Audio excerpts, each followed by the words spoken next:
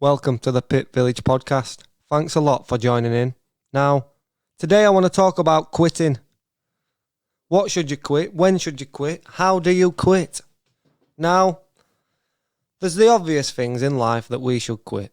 And when I've just said that, things have popped into your head. You smoke, you drink, relationships, the people around you, maybe you need to quit on them.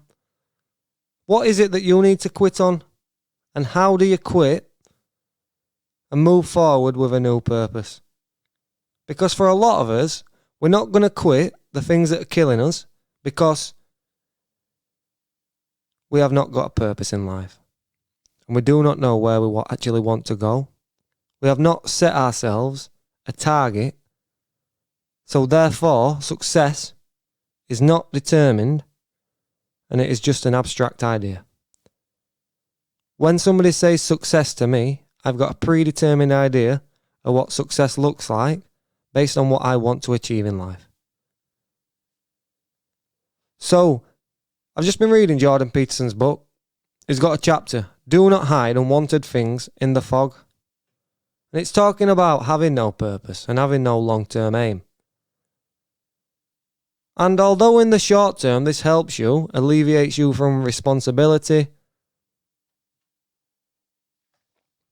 it stops you from failing because there is no aim, so therefore how could you fail? But the price to be paid is that it stops you achieving anything long term, which is how we derive our purpose and long-term positive emotions. So, there's a difference between failing and quitting.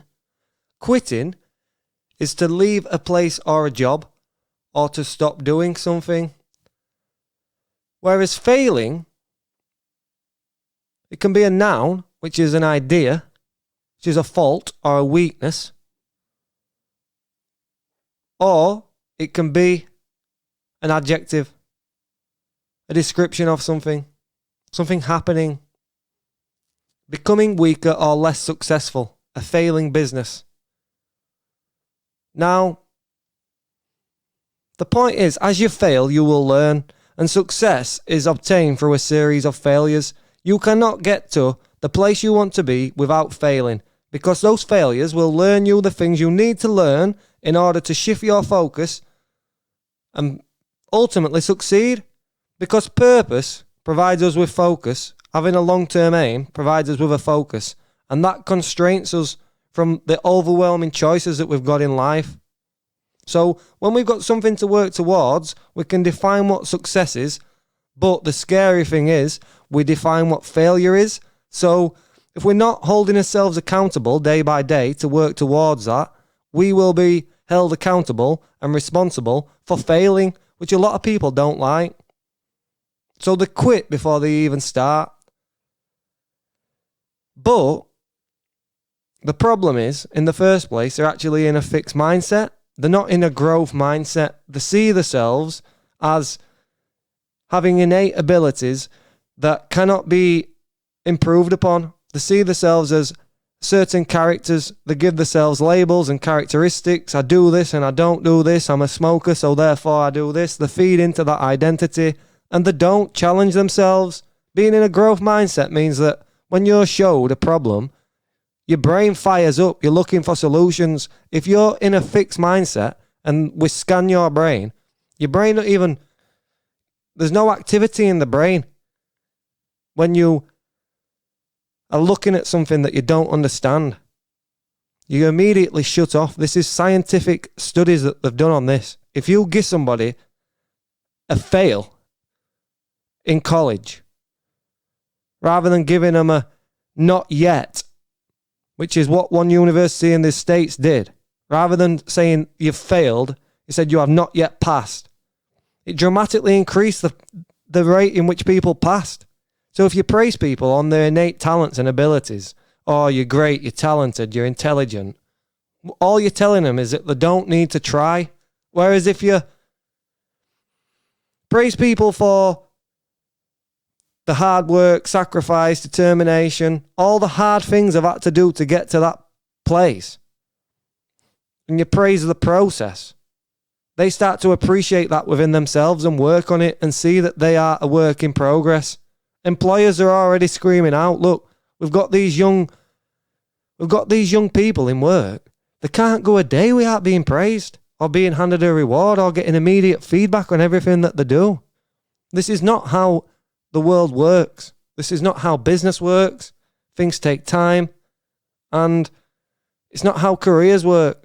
It's not how careers are built. They're built for the long term. It's not how life works. Life is a journey. There's no destination that you get to where suddenly you feel more fulfilled. And I've learnt this through the process. I used to be like this, quitting jobs.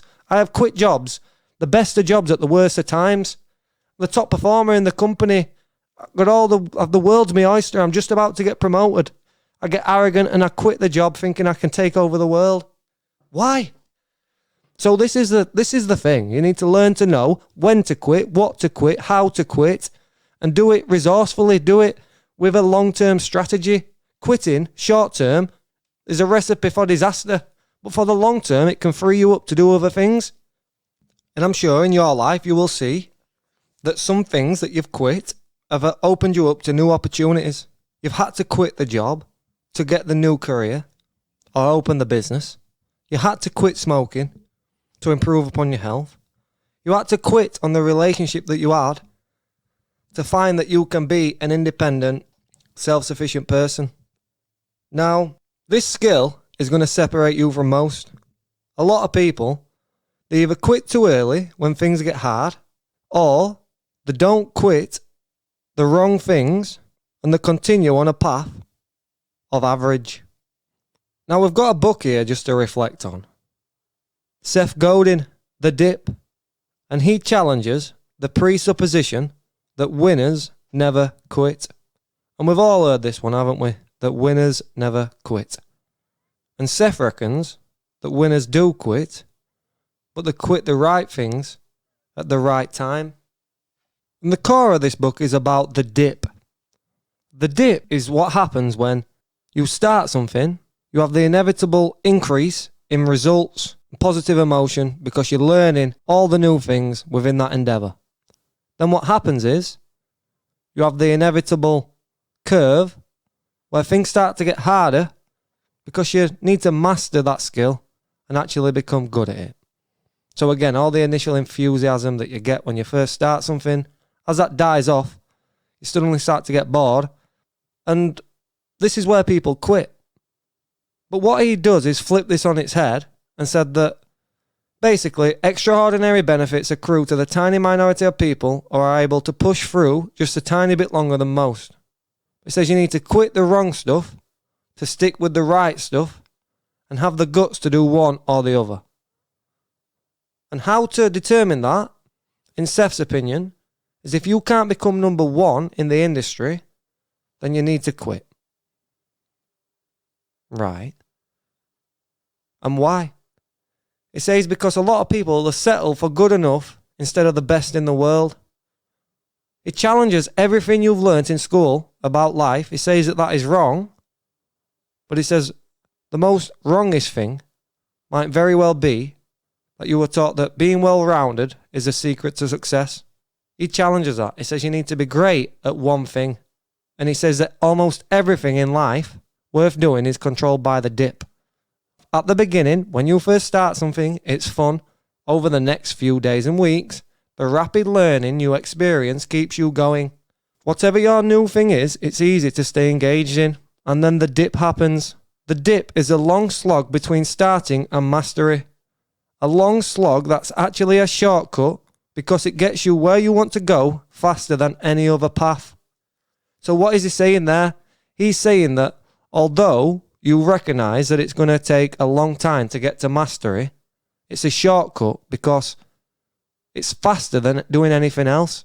You need to go through that and master something at some point in order to create any value. But he says that the dip creates the value because it creates scarcity. So if you are in a market, what you will find is a lot of companies that say they don't last. Well, they don't last because people experience the dip. Those companies then fold, and the people that get through that are the ones that inevitably succeed. But he does warn that some dips are worth escaping. You need to know when to quit. It says the cul-de-sac is boring. The cliff is exciting. But neither gets you through the dip and both lead to failure. In a competitive world, adversity is your ally. The harder it gets, the better chance you have of insulating yourself from the competition. If that adversity also causes you to quit, it's all for nothing. It's not enough to survive your way through this dip. You'll get what you deserve when you embrace a dip and treat it like the opportunity that it really is. Knowing that you're facing a dip is the first step in getting through it. So it's human nature to quit when it hurts, but it's that reflex that creates the scarcity. Again, going back to the world of business, if you can overcome the obstacles that are thrown in your way, the chances are those same obstacles are going to be thrown in everybody else's way who's trying to, for instance, make websites for small businesses. If I would have quit, that would have opened the market up to somebody else to come and get all the customers that I have been able to get through the last 15 months. And the fact that most of those businesses have quit has allowed me to succeed. Quitting when you hit the dip is a bad idea. If the journey you started was worth doing, then quitting when you hit the dip just wastes the time you've already invested. Quitting the dip often enough, and you'll find yourself becoming a serial quitter, starting many things but accomplishing little. If you can't make it through the dip, don't start. If you want to be a superstar, then you need to find a field with a steep dip, a barrier between those who try and those who succeed.